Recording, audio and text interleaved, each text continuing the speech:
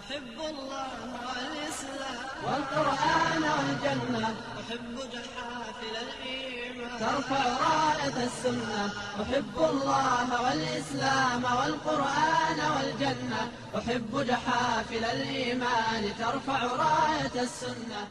Šta je to navelo ove ljude da nose kratke pantalone, čakšire, ogrtače?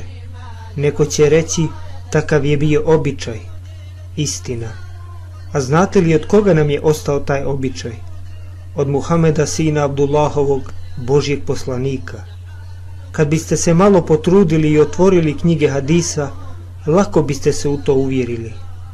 Ebu Hureyre radijallahu anhu prenosi da je Allahov poslanik sallallahu alejhi ve sellem rekao: u vatru će sve što je niže od članaka.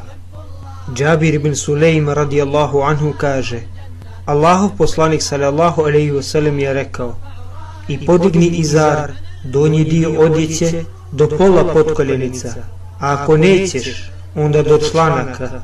Strogo se pazi spuštanja izara, jer je to oholost, a Allah ne voli oholost.